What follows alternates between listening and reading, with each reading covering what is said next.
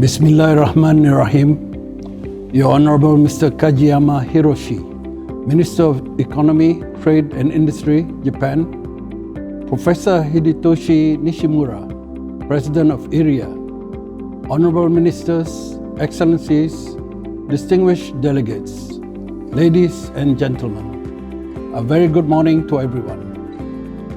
May I begin by thanking the Economic Research Institute for ASEAN and East Asia, ERIA, and the Ministry of Economy, Trade and Industry, Japan, for the privilege in addressing today's forum. The continuous collaboration with ERIA and METI is indeed the cooperative spirit that we all like to strengthen towards achieving energy connectivity in ASEAN. It is unfortunate that we are still unable to meet face-to-face for this forum, with the world still recovering from unprecedented pandemic faced since late 2019. Nevertheless, I am pleased that we are able to accomplish yet another milestone with today's inaugural Asia CCUS Network Forum.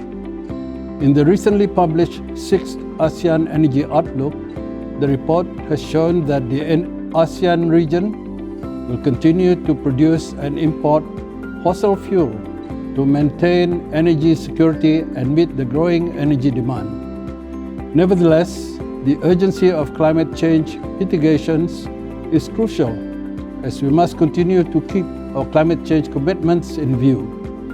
While carbon emissions have declined by almost 2,000 million tons due to low energy demand in the face of the COVID-19 pandemic, the rebound should not be underestimated, as economies around the world have made strides in vaccination programs and are easing restrictions. This, without doubt, will result in the increase of carbon emissions. I urge for us all to work together with interested international and regional counterparts in addressing the challenge of reducing global greenhouse gas emissions.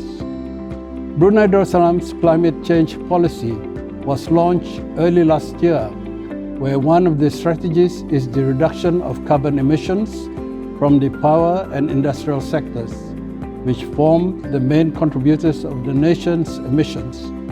This is also to align to Brunei Darussalam's climate change commitments under the Paris Agreement. Distinguished delegates, ladies and gentlemen, indeed, there has been a rise in new and emerging clean technologies, such as renewables energy storage systems, hydrogen and carbon capture, utilization and storage.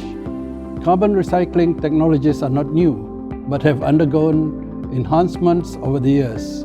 They have been gaining traction since 2017 with the growing adoption of CCUS globally. If plans for over 30 new integrated CCUS facilities are realized, the International Energy Agency estimates that global carbon capture capacity will more than triple to around 130 million tons of carbon dioxide per year. I believe by having more research, dialogue exchange, training workshops, and capacity building, we are able to keep up to date with these technologies in achieving the sustainable energy transition and the resilient ASEAN energy sector we envision. The CCUS technology, in particular, is seen as vital in promoting a cleaner value chain in the energy sector and to decarbonize the region's emission in a more sustainable and efficient manner. It is timely indeed to have this first Asia CCUS Network Forum, and looking at the program of this forum, I am pleased to see that the topics for discussions will provide insights on the new development and future prospects, particularly in the important area of investment. The financial aspect needs to be aligned with the different technologies and their transportation and storage costs. I also hope for this forum to be a more focused platform to share the latest R&D discoveries.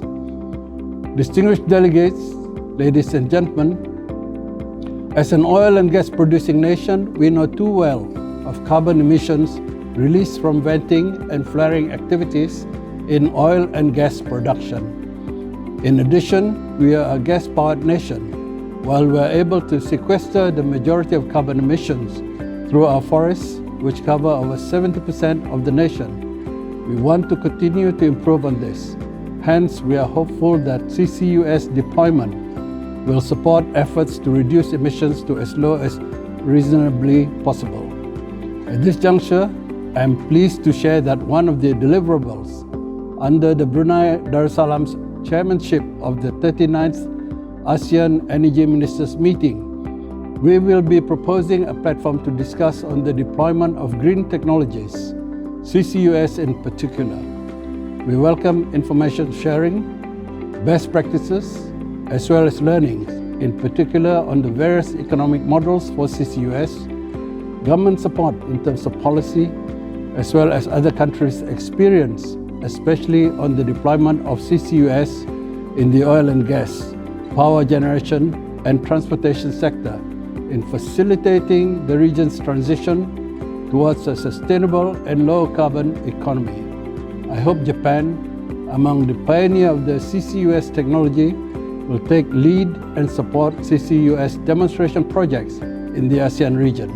In closing, Brunei Darussalam joins in upholding innovation and regional cooperation to leverage on emerging sources of energy and the integration of technologies, in particular, the deployment of CCUS technology. Let me once again express my appreciation to the organizer.